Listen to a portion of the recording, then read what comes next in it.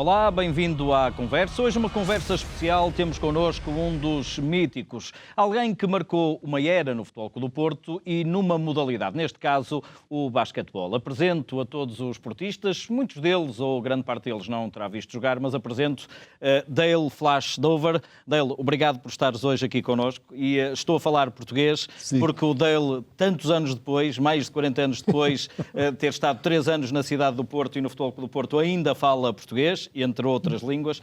Vamos tentar, entre português e inglês, fazer esta nossa conversa. Começamos pelo início, e o início é o Dale Dover, pequenino, que nasceu em Nova Iorque. Como é que foi a tua infância?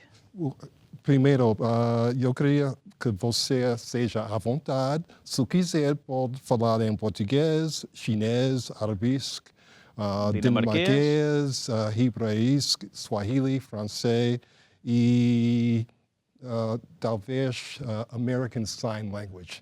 O meu nome é Dale. É assim, mas para já falamos português. Então vamos tentar em português explicar como é que o Dale Dover, em Nova Iorque, nos bairros do Harlem, South Bronx, nasceu para a vida e para o basquetebol. This story, let me try to do this in English because I grew up in Harlem initially and then a housing project, quero dizer, public housing, subsidized by the government. And that was really, really the best upbringing for me because I learned what was important in life and I learned that in order to survive, I needed to get out of there and go to university, finish high school, the first in my family to finish high school, and to go on and do other things. So for me, basketball was the way I came out of Harlem, came out of public housing, and was able to go out of the neighborhood. It's really important for you to have the sports in your life since the beginning. The sports instead of the drugs or or other bad addicts, no? Yeah, I was lucky. I had 2 parents, and my mother had all these sisters.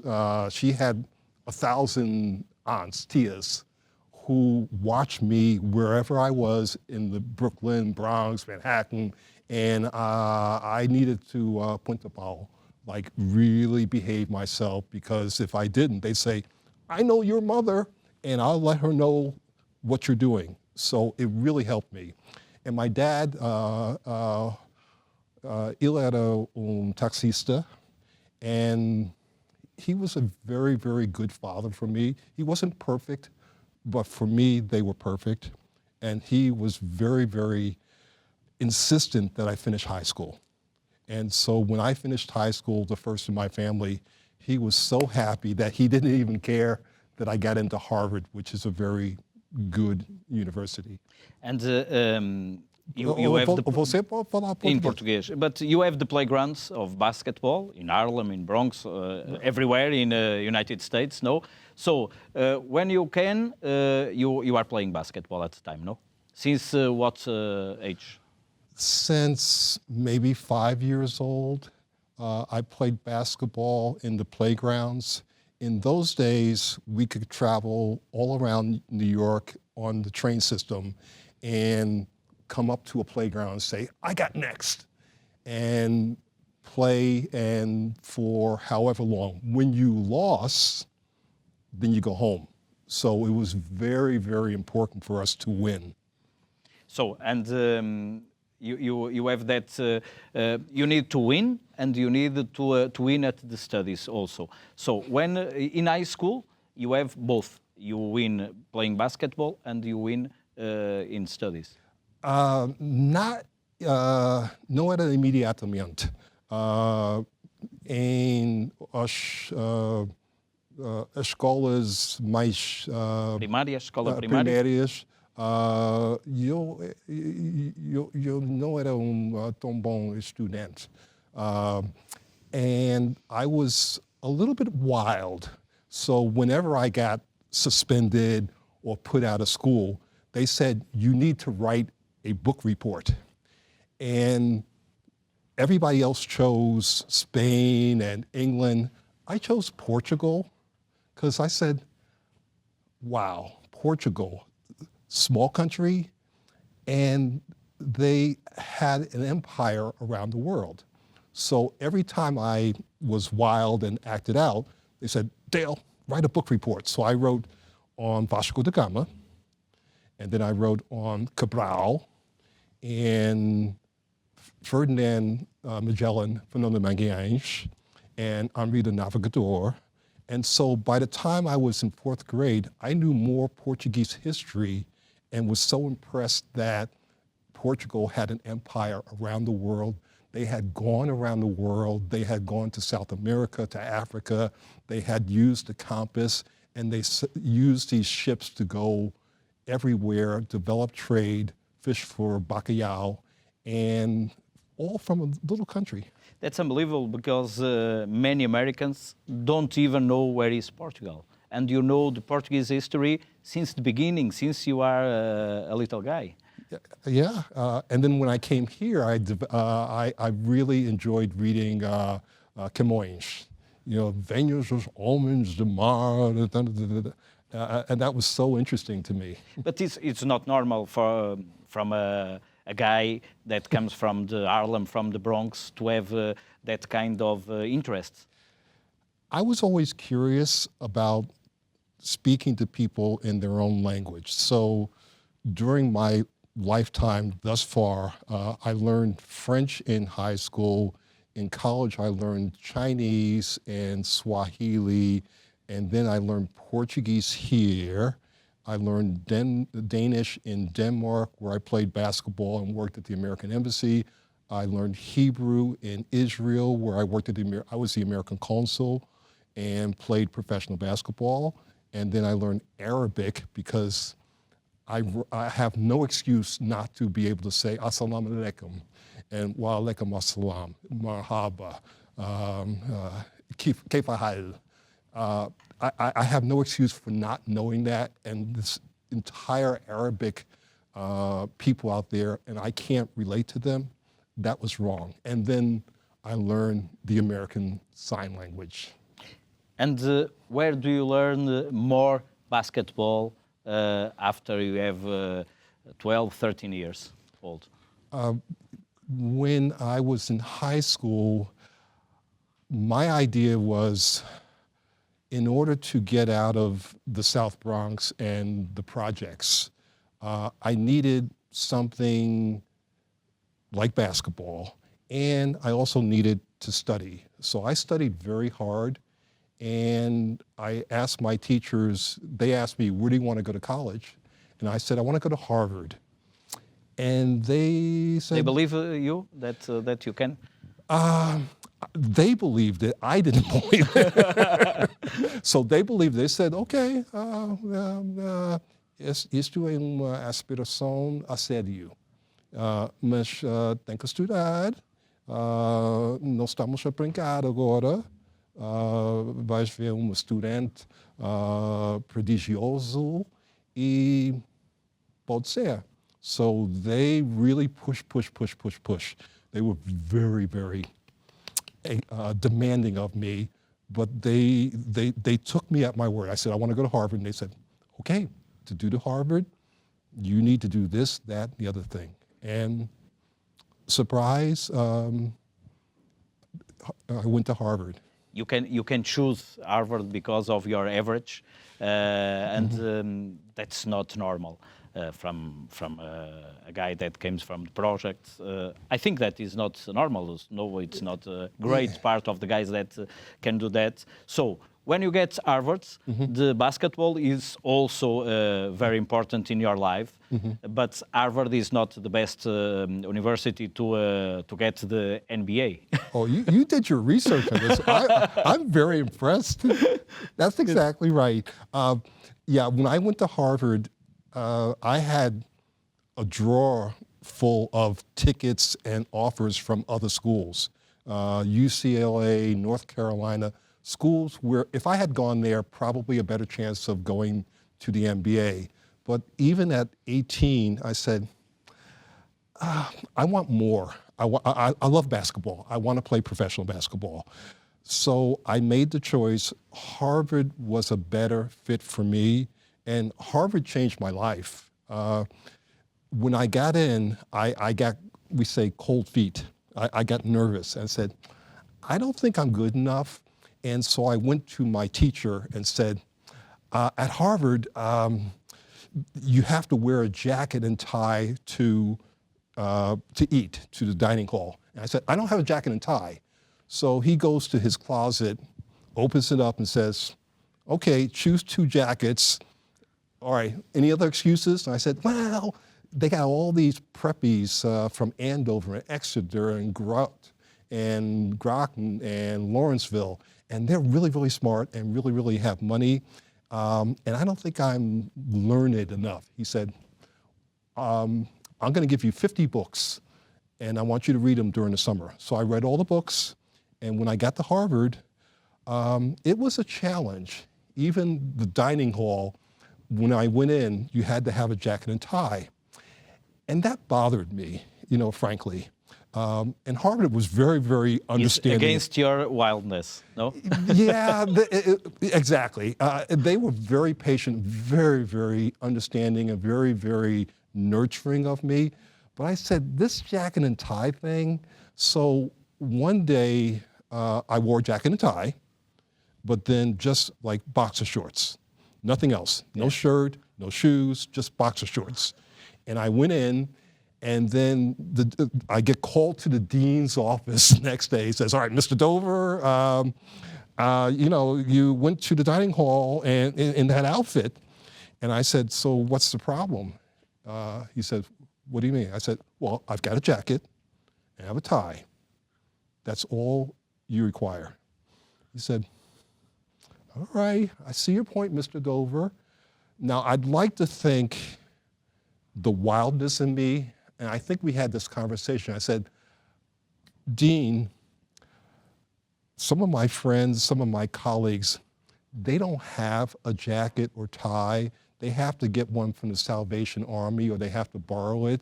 And are you telling me you need to have a jacket and tie to get something to eat around here?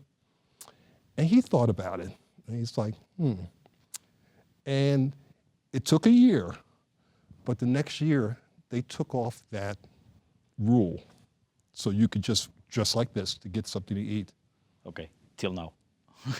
So, at the time, the basketball team is not very good at the Harvard University, but with you, they can be better. Yeah, we had. Tell us about basketball at the time. Eventually, they were very good even when I got there, but they couldn't get over a certain level. The next step.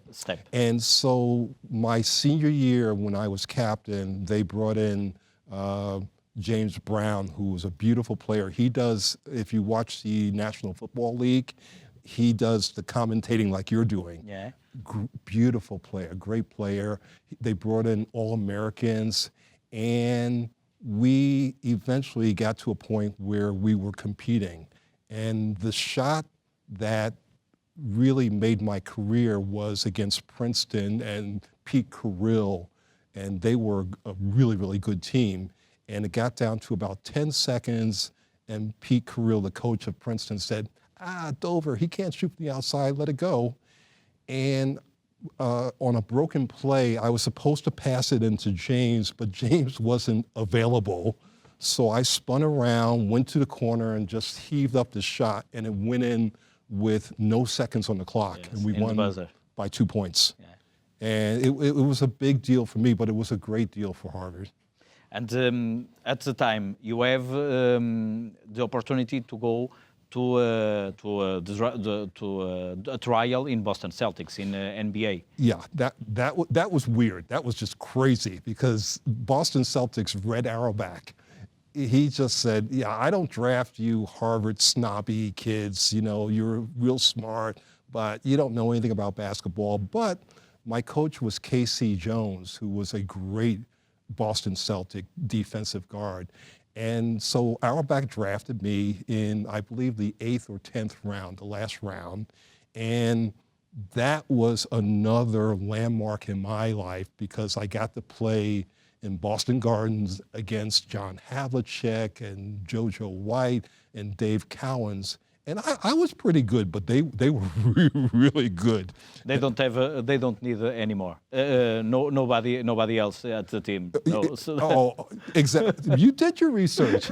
Yeah, Red Auerbach had 12 no-cut contracts. They had a full roster. Yes. So there was no way I could make the team. But curiously, I'm from New York, and Red Holzman, the coach of the New York Knicks professional basketball team, he had a great team. He had Earl Monroe, Clyde the Glide Frazier, Willis Reed, Dave DeBuscher, Bill Bradley. They had a great team. Dean Miniger from college, but they needed another point guard. So Red Holzman goes to Red Auerbach and says, okay, you cut Dover. You don't need him. Can I buy his contract from you?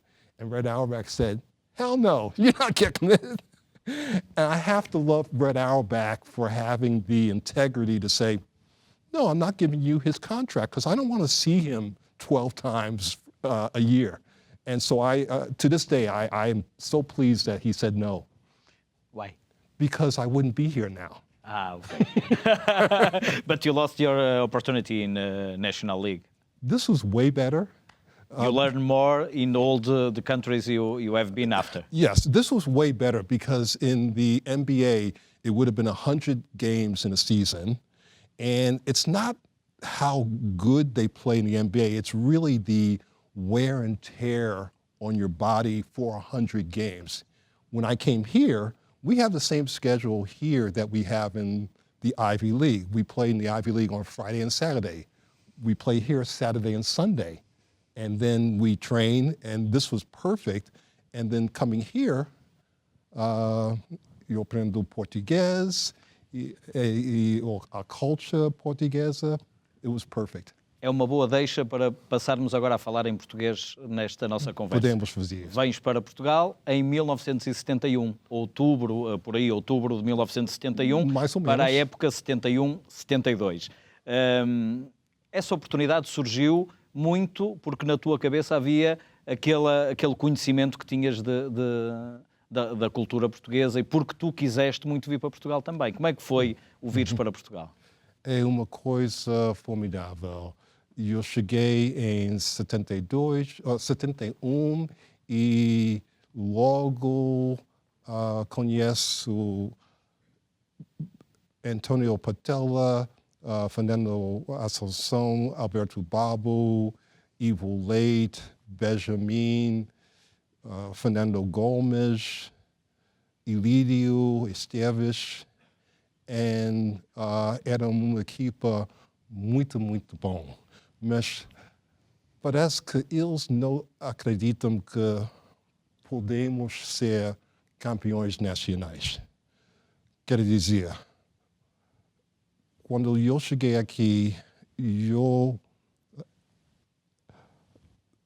vejo quase imediatamente que nós podemos ser campeões nacionais.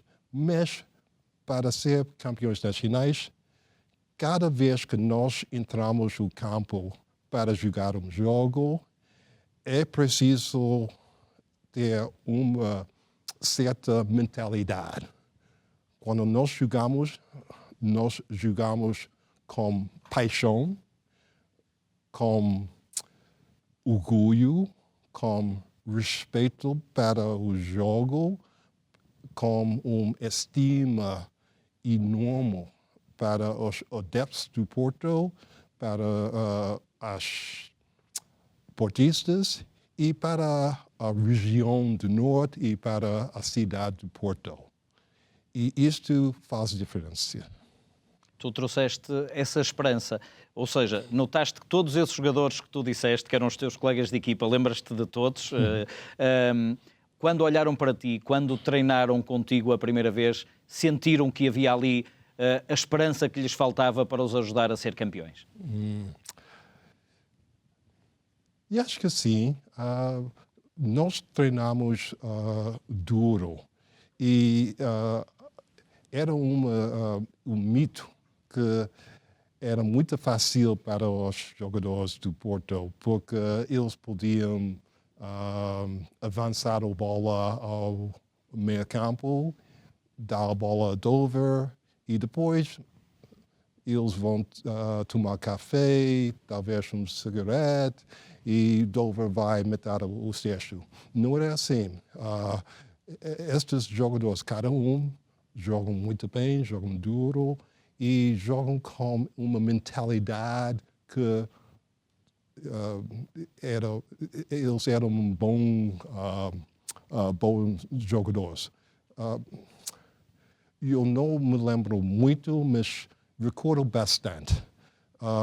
Há 45 e tal anos, acostuma a dizer eu sou o melhor. Mas agora eu estou um bocadinho mais velhote e tenho chegado na realização que eu era o melhor, mas nós fomos os melhores. E ainda hoje nós somos os melhores. A cidade de Porto é a melhor cidade do mundo e os adeptos do Porto, o clube FC Porto e os portistas, nós somos os melhores. Tu apaixonaste pelo Porto logo, instantaneamente. Sim, sim, sim. Não conhecias a cidade. A primeira vez que vieste à cidade foi para jogar e o que é que te apaixonou logo na cidade? Para mim, agora, o Porto ainda é home. It's like coming home. Neste momento, eu sinto-me completamente satisfeito. O Porto é uma coisa, é parte da minha cultura. É uma coisa que means so much to me. Que te preenche-te um bocadinho a alma, é isso? Em termos de basquetebol, nessa altura, quando começas a jogar, tu já tinhas médias de pontos, mesmo nos Estados Unidos, muito elevadas, desde jovem, sempre acima dos 30, 40 pontos, mas aqui foi demais. Começaste logo a fazer muitos pontos e começaste a sentir os pavilhões a encher, para te ver jogar. Tens noção disso? Que as pessoas iam ao pavilhão, começou-se a falar, já viste o Dover, já viste o Dover, já viste o Dover, e mesmo os adeptos do futebol, que nunca iam ao basquetebol, começaram a ir ver os jogos, a encher os pavilhões. Eu também tenho ouvido aquela história. Parece, talvez, é verdade. When I came here, it wasn't just the points. Era o espetáculo. Tu eras o one-man show, era o I espetáculo. wanted to put on a show, and I wanted to demonstrate how the game was meant to be played. And I hope I accomplished that. I think from the smile on my face, when I'm flying down the floor and just absolute ecstasy, you could see I'm enjoying myself. And I think while I was enjoying myself, I'd like to think that my adepts to Porto were enjoying themselves and they could relax. And in fact, this worked. I saw recently the one game we lost, the one game in Porto that people actually saw us lose was na fase final contra Sporting Lourenço Marques. E eu lancei o último lançamento e falhei. And that was a lesson for me as well, because my fans never saw us lose, and that was the first time in Porto that they ever saw us lose. But we needed to lose to win, because then Coimbra beat Lourenço Marques, and we had beaten Lourenço Marques by a large enough margin that we still were campeões nacionais. Contra o Benfica de Luanda. Se não estou em erro. and Benfica Luanda, e Acadêmica, estudantes do Acadêmica Coimbra and Sporting Lorenzo Marques. And my lesson for all the youths, all the young people who want to play basketball, you can't be afraid to miss. The only way I succeeded was to fail once in a while. And I want you to understand, without failure, there is no success. And that was my lesson in the fase final. Depois da derrota nesse primeiro jogo, a vitória e o título logo em 72, o Porto não era campeão há 19 anos. Lembras-te da festa que os adeptos fizeram? Vocês foram para a rua, vocês andaram nos ombros dos adeptos? Era uma luqueza. It was just crazy. Because I remember the last game, we changed out of our uniforms and they gave me these little raggedy uniforms. I was like, why are you doing that? They're like, don't worry about it, don't worry about that. And sure enough, we beat Luanda, Benfica Luanda. We had already won. And sure enough, from the center court to the locker room, they took off pretty much all my uniform and had like truce, I guess, like little, and that was the only thing they left me with. But it was, the celebration was all up Avenida de Aliados e Fernando Magalhães. They had people, and it was late. It was like midnight, and there were people in the streets, and they were doing this. And I was like, oh my goodness, this is amazing. E, no meio de todos esses jogos fantásticos, há algum que te lembres em particular? Tu encheste o pavilhão, o Palácio de Cristal, tu ajudaste a encher o pavilhão do Lima, o pavilhão do Infante Sagres. Há algum jogo especial que te lembres? Por exemplo, nesse teu primeiro ano em que foste campeão? That was probably Palácio de Cristal, because it was Benfica, and the first time was na Luz. Jogamos contra Benfica na Luz e vencemos para 4 points. E that was wild, because when we played, Eusebio was up in the Luz, beating whoever it was they were playing. And we had a few people in the stands in the basketball court. But then little by little, they said, the basketball guys are losing downstairs. So it began to fill up. And then it was disbelief that we actually won down there. And then when they came up here, we had to find a stadium that could hold everybody. Lima wasn't going to work, Infante Sagres wasn't going to work. The outdoor court at Constituição wasn't big enough. So they said the only court that's going to hold all these people is Palácio de Cristal. And even then, there were people in the streets. So that was just an amazing experience for me. But I think the biggest game was the first time I actually took a shot and missed it and failed. And the lesson was from Benjamin. And I'll remember this. We lost the game against Lorenzo Marques at Infante Sagres, and I was so down. I think I was probably crying.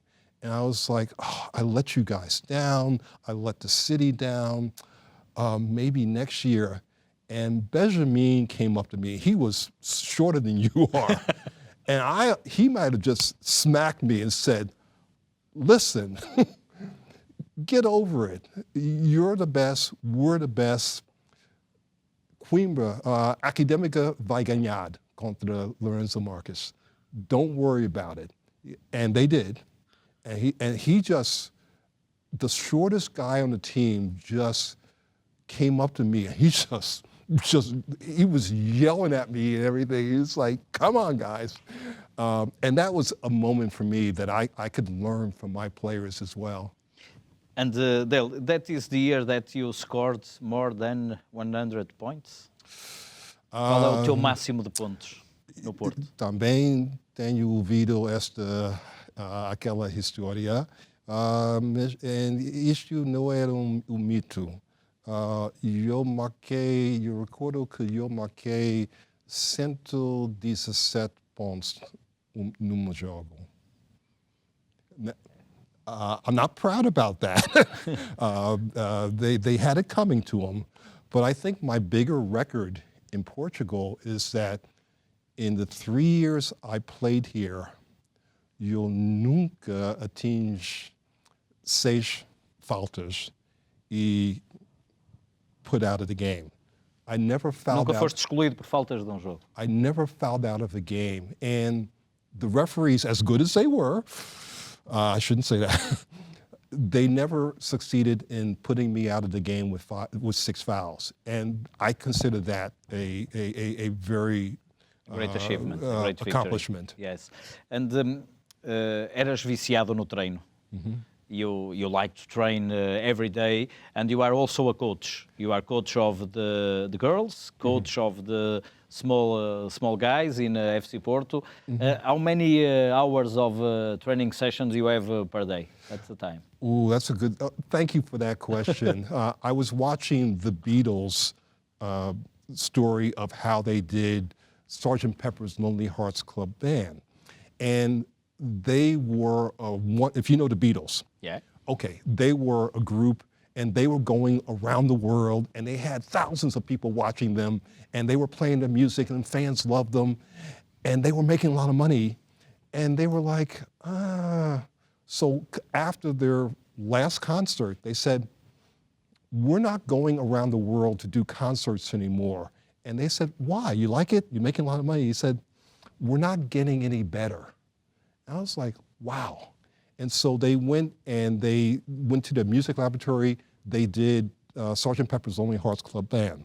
So when I came from Harvard and Boston Celtics here, for me to get better, it was the best opportunity because I had 10,000, it takes 10,000 hours to become successful at anything. Bill Gates, computer, Beatles, music, you name it. Basketball player, 10,000 hours. So when I came here, they said, we're going to sign the contract, $175. So the professional team you have now, I think everybody makes more than I made my first contract, which is okay. They're worth it. They are great. So when I came here, I said, hey, could I train the seniors and play? They said, yeah. Can I train the juniors? Yeah. Can I play the juveniles? Yeah. Minis? Money. Femenina? Yeah. So I trained from the morning to the afternoon, and then I trained the seniors, and then I played. And for me, I got 10,000 hours to get better. And I got better, I think, little by little, and that was wonderful. I think that is an history that you trained in the hospital. You can practice in the hospital when you have a problem. They put a basketball. Actually, they did. They gave me a basketball, and I think they put up a little hoop because I got the bad knee, so I couldn't do much. But I was trying to dribble around the walls and shoot, and a couple of the nurses would go get the ball for me, and that was an experience as well. At the hospital here in Porto. Casa de Saúde. Na Casa de Saúde. Nos 2 últimos anos, tu és campeão em 72, 73 e 74 o Porto não consegue ser campeão, luta pelo título, mas as pessoas estão encantadas contigo. Tu sentes isso não só por parte dos adeptos do Porto, sentiste que os adeptos do basquetebol, não só os do Futebol Clube do Porto, mas das outras equipas, olhavam para ti como um jogador diferente e um jogador com capacidades completamente diferentes? I can see that. I think for me, while I was playing here, it was very important what was going on inside the court. But what was also very important was the experience of waking up na madrugada de 25 de abril 74. That was very, very important to wake up and see a whole country transformed into a different type of government, a different type of system. And I was here for that. That was so important for me. it was so important to go to Mozambique and play basketball in front of the troops in Nampula.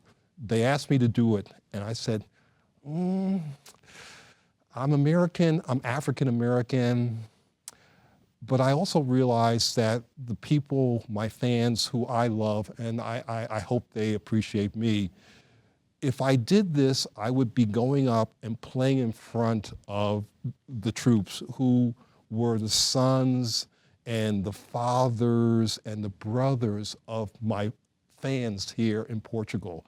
I said, that's a good thing, Dale. You ought to do that. And so I did that. And it was one of the best games I ever had. That was in 73? This was in 72 72. em Nampula, Moçambique. Muito bem. Por falar em 72, agora voltando um bocadinho atrás, já lá vamos à questão também do 25 de Abril.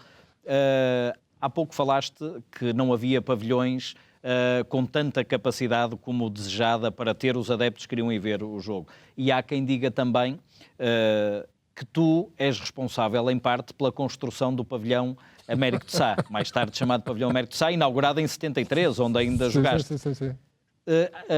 Hoje, olhando com esta distância, achas que realmente foste responsável também por isso, pelo presidente da altura, Américo de Sá, ter decidido construir um pavilhão para ter mais gente para ver o Dale Dover jogar? Já tenho, também tenho ouvido esta história, mas é verdade. That was the situation. We had no place that could hold all the adepts to Porto Esportistas, and so they built this stadium. And I was so proud that the club put the investment into the fans, the adepts. It was very important to grow the basketball system and culture, and for all the kids who came after us to have a place, legitimate place to play, uma pavilion, I said to you. It was important, and it was very meaningful for me, and I hope I contributed to that. Costumavas ver as outras modalidades? Já que jogavam ali o hóquei e o handball, costumavas ir ver, falar com os colegas das outras modalidades? I watch anything FC Porto. I watch. I mean, in the States, I always go, FC Porto, those are my guys, you know, and handball, which we don't have in the state, I watch that. Whatever is FC Porto, I'm connected because we're all athletes, and athletes get athletes. We understand each other. I had a wonderful talk with the coach of the current team, Moncho Lopez. He's awesome. And I think he got me, and I think I get him, because he's just a terrific coach, and he gets the players to believe in themselves. And what I really enjoy about the coach is that when he looks at the players, he sees what they could be, and it's just a matter of whether or not they believe it and they trust him enough to get to the next level. He's going to do fine. He's doing fine. He is and he will do even better. Do Yes. So, Dale, you are talking about 25 de Abril. It was important very important for the country. Did you realize what is happening at the time?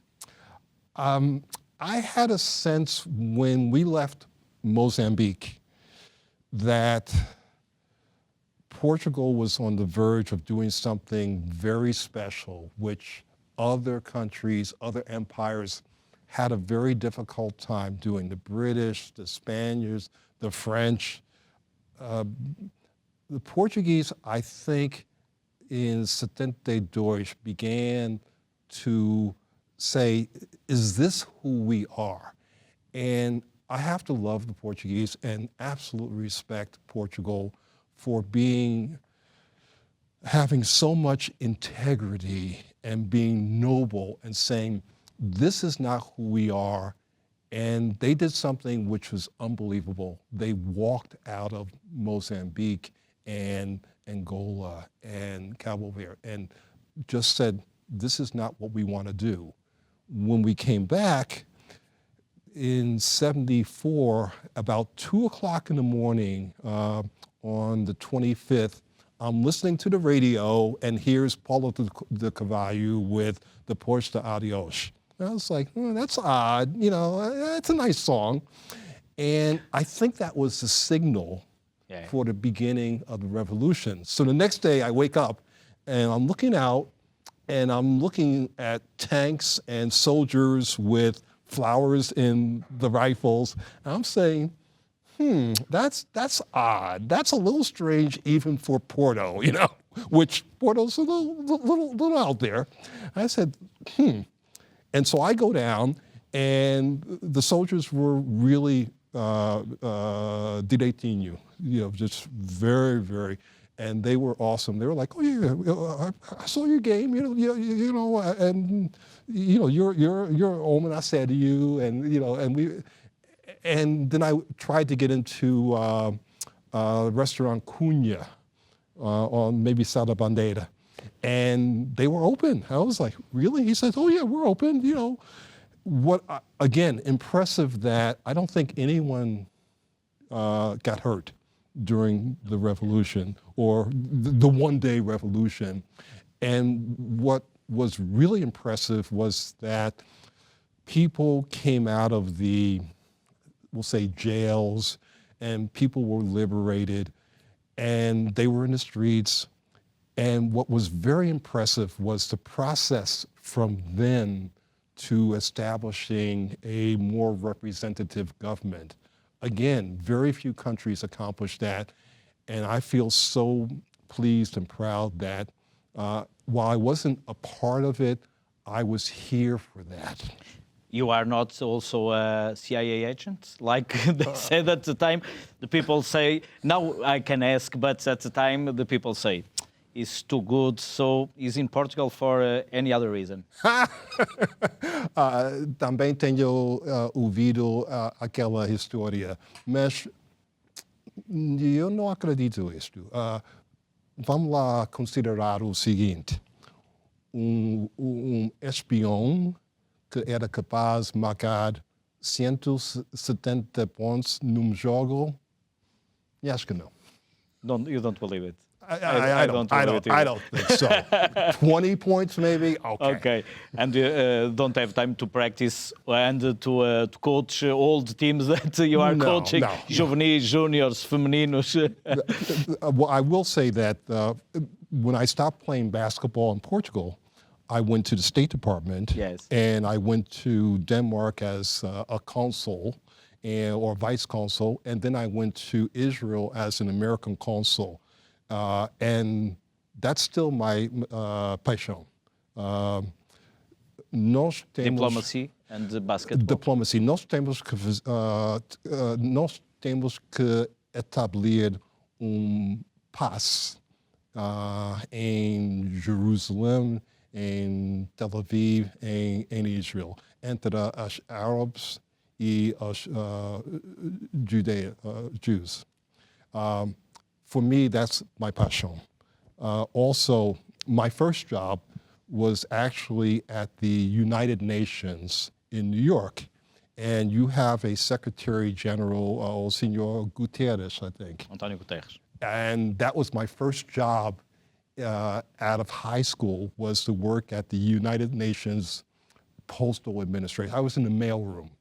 And it's one of my passions and maybe one of my aspirations to return to the United Nations, perhaps with Senor Guterres, and offer my services as a mediator. That's what I do as a lawyer. And with Arabic, with Hebrew, with 2 years of experience in Tel Aviv and Jerusalem, I'd like to offer anything I can do to bring about a peaceful accommodation between two wonderful groups of individuals, Arabs and Jews. I'd like to see that happen sooner than later, and whatever I could do to participate in that, I'm ready to do. And that's one of the things I'd like to accomplish. That's the hope of the world. No, about FC Porto and the basketball, we are near the end of our conversation. Hoje, quando vens ao museu do Futebol Clube do Porto, é a segunda vez que vens ao museu. Apareceste aqui assim de relâmpago ano passado e agora vieste ver a exposição de basquetebol, viste-te a jogar.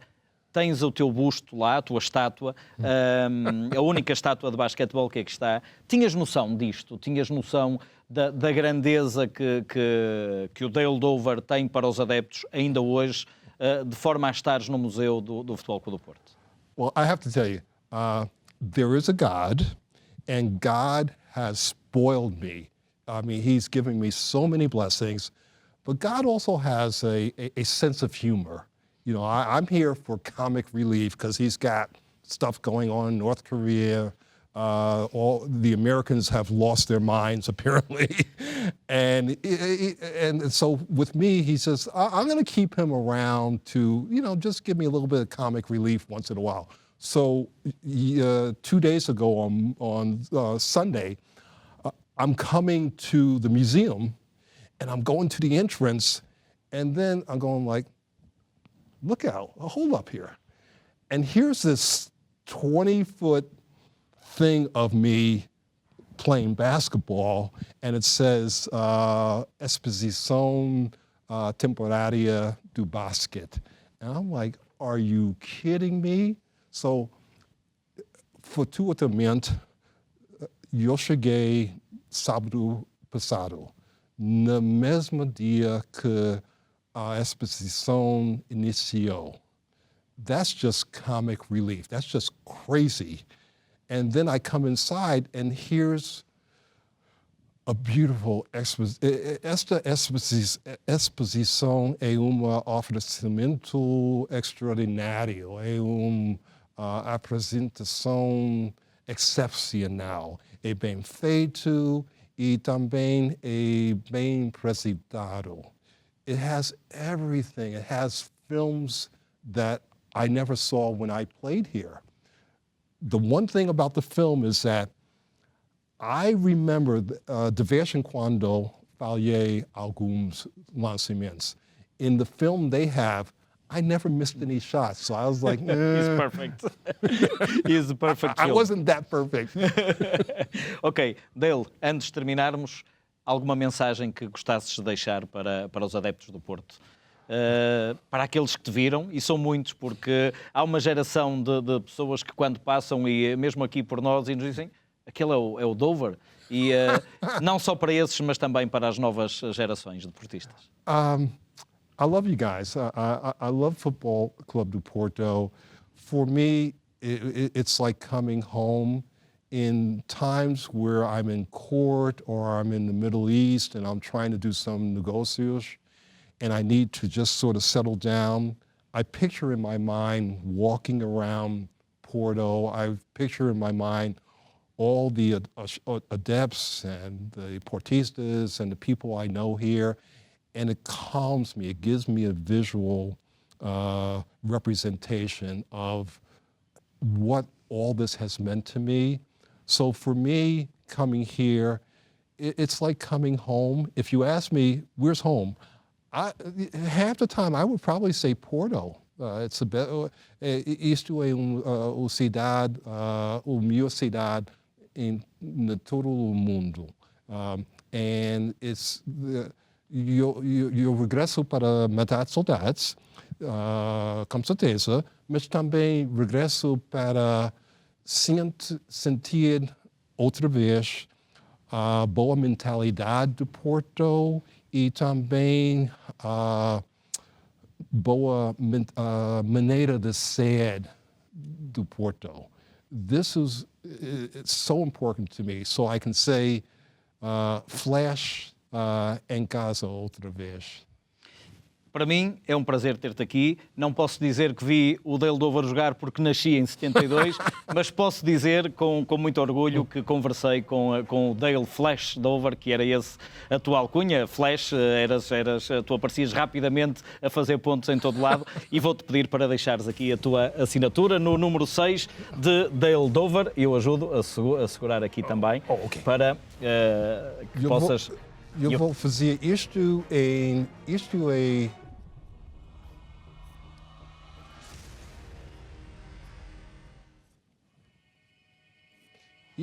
chinês. Muito bem, uma das 7 línguas que tu conheces. É verdade. E isto é para os miúdos e para... Isto é Weiji. Em China, em chinês, não há palavra para problema. Só isto. Weiji. This is risk, danger. This is opportunity. So everything that happens to us, for me, it's not a problem. Whether I hurt my knee, whether I miss a basket, everything that happens to me in life is just something where there's a risk and there's opportunity. And for me to get where I'm going over the next several years, I need to be observant of the risk and of the opportunity and not be so afraid of this that I don't take the opportunity. And I'm going to give you Flash Dover as well, because I know that's what you were asking for. No, but it's a great coaching moment also that is important for everyone and for the kids and for all the people that are listening and seeing us. Okay? Flash Dover, many thanks for being here with us. You are a myth for the FC Porto fans, so it's a great pleasure. Foi prazer enorme ter connosco hoje Dale Flash Dover, o ídolo dos anos 70, que foi campeão de basquetebol no Futebol Clube do Porto, que encheu pavilhões e que preenche ainda muito também a memória de várias gerações de portistas. Fique connosco, mais campeões passarão por aqui proximamente. Fique bem.